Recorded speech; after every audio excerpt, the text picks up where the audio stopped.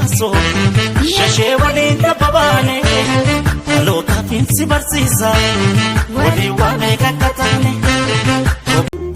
Ashama akkam jirtu hordoftoonni urjiin tartaamenti nageenyi koo kan jaalalaa fi kan kabajaa lafa jirtan maratti isiniif haa ta'u isiniin jedha.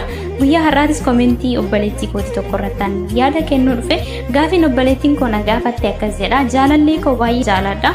Innis na jaalata garuu ani kaadhimaa namaan ofirraa qaba. Garuu isa duraasan hin barbaadu kanan jaaladha. Waadaanaaf galee jira. Garuu maallaqa walitti fuunee mana ijaarranna jedha.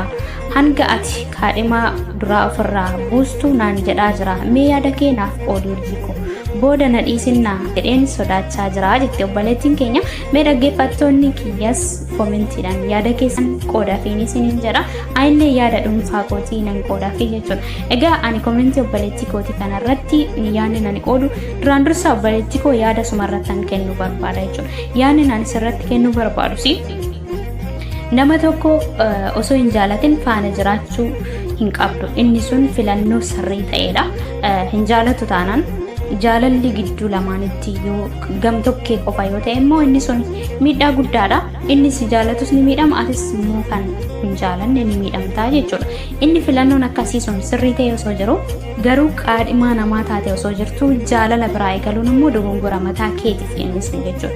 Maalifan kana jedha yoo jette duraan dursa isa hin jaalanne yookiin hin barbaanne sana ofirraa buustee sana booda ati mataa kee madaaltee yookiin ammoo wanti kamuu qilleessa barbaachisa waan ta'eef yeroo mataa keetiif fudhattee yeroo mataa keetiif kennite san immoo maaliif akka jibbite sumatu beeka. Haa ta'uti garuu sana booda erga ofirraa buusteen booda jaalala biraa eegaluu qabda turte. Yeroo tokko tokko wanta ganama ol keenyi galgala deebinee fuudhuudhaaf nu rakkisa. Kana jechuun kootis jaalalleen keenya irraa yookiin haadhimaa kee jechuudha. Tarii jaalala dhugaasiif qaba dabalataan immoo yookiin atillee sin barbaadu jettee ifaa fi bilisatti ittiin himne ta'a. Nama taa'ee si eegudha ta'a jechuudha. Kana jechuun ammoo rabbiin illee hin jaalatu. Maaliif nama onneen isaa rarra'ee gara keetitti taa'ee si eegaa jiru kana ati immoo yoo isarra tarkaanfatte isaan sin barbaadu osoo hin jedhin kaadhimaa isaa taatee osoo jirtu jaalala biraa cinaatti eegaluun kee guutumaan guututti sirrii miti. Inni dabalataa jaalallee kee isa ammaa kanatti immoo akka kaadhimaa namaa taatee jirtu itti himuun keellee badii kan keetidha.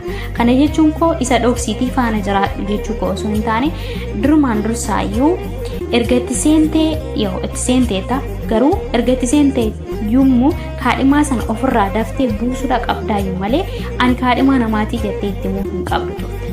Maaliif jennaan tilmaamni dhiiratii fi kan shamaraa tokko miti. Amma fakkeenya dhiirri tokko yoo shamara biraatti ce'ee isheettuma shamara biratti kan hundaa miti. Garuu dhiirri shamarri takka iddoodhuma kanaa dhiira biraa dhiistee dhiira bira yoo deemtu dhiirri sun hin amanu. Maaliif anas boru kan ana caalu yoo argatte na dhiistee deemti jedha yeroo hunda hin shakkaa jechuudha. Kanaaf jaalalleen keetis ani kaadhimaa namaati garuu sin filadhe sin jaaladhe jetteellee yoo kan itti himtullee yoo ta'e akka kaadhimaa namaa taate erga itti himte boruufillee rakkoo guddaadha si shakkaa jechuudha. Kan ana caalu yoo argatte boru sin deemti jedhe. Dabalataanis kabaja siif hin qabu. Maaliif jennaani namni akkuma jaalalli jiru kan namni walitti bu'uu mala aarii keessallee walitti bu'uu mala namni akkuma wal jaalatu tasa yeroo walitti bu'e jechaanillee si tuquu danda'a jechuudha. Kabajallee siif hin laatu. Sababni isaatis jaalala tokkorra tarkaanfattee tokkorratti wanta ceeteef jechuudha. Siifillee balaa guddaadha. Namni kun boruufillee si kabajuu irrattillee baay'ee challaa jira jechuudha. Dabalataan yeroo hunda shakkiidhaan kan jiraatudha kan ta'u. Inna guutumatti san ofirraa buuste erga ofirraa buusteen booda jaalala eegaluudha qabda turte.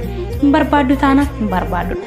Garuu osoo hin barbaadin faana jiraadhu osoo hin taane akkuma jalqaba jedhe nama kana guutumaan guututti hiree mataa keetii jiraadhu jettee isa sanas ofirraa kutuudha qabda turte. Badii hedduudha gidduu kana keessatti kanatti tilmaamte yookiin tilmaamni mataa kiyyaa keessatti amma koomentii kana keessatti anan arge gama hundaan kan jiru jechuudha. San ofirraas jireenya isaa akka jiraatu isa ofirraa kutuu qabda turte. Erga ofirraa kuttee immoo erga ati bilisa taate jaalala kana keessatti haala tasgabbii ta'een illee jiraatta turte jechuudha.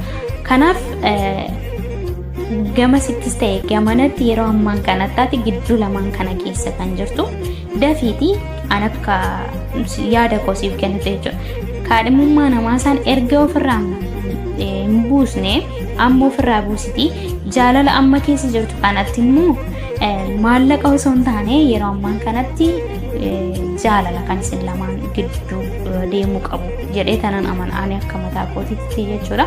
Kanaaf isa sana dursiti ofirraa buusi innis immoo hiree mataa isaa haa jiraatu.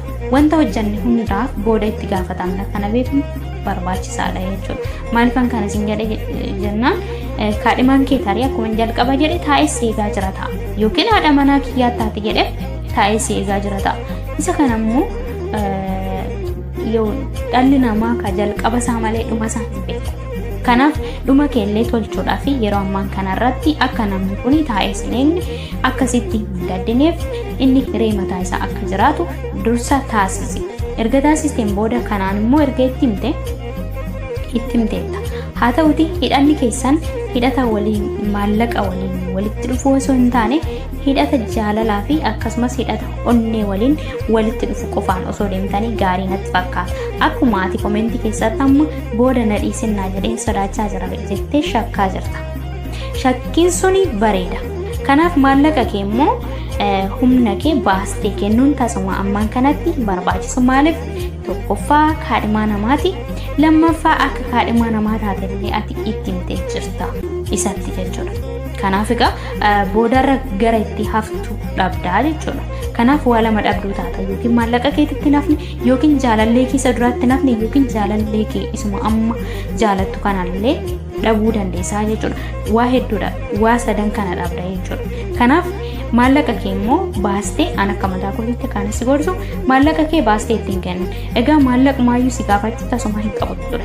Akkuma inni ofirraa buusisin jechaa jiru kana ofirraa erga buustee boodayyuu jaalalumaan itti fufuudha malee maallaqni kan isin gidduu galee jaalala gidduutti maallaqni yeroodhuma kamuu kan galu yoo ta'e jaalalli sun baati yookiin badaati kan inni deemu. Jaalalaa sun garamitti deema gara maallaqaatti jijjiirama booda jechuudha. Tarii booda irratti maal ta'a inni kan dura jaalala siif qabullee jaalalli isaa gara maallaqaatti jijjiirame waa'ee maallaqaa malee waa'ee jaalalaa si dagataa deemaa jechuudha. Kanaaf ani akka mataa kootiitti kanas hin jedhu maallaqa kee baastee ittiin kennan sunis immoo akka taa'e siif hin taasisin dabalataan kabaja mataa keetiitiif illee isa amma waliin jirtu kana haala tasgabbii ta'een qabadhu sin jedha. Maaliif dogongorri dura uumame suni boodaaf aarsaa si kaffalchiisuu danda'a ani akka kootti jechuudha. Maaliif wanti takkitti itti seenan bahuudhaaf illee nama rakkisa. Garuu amma immoo ati gama lamaan keessa kanati jirtu kan gama hin barbaanne sana dafii ofirraa buusi.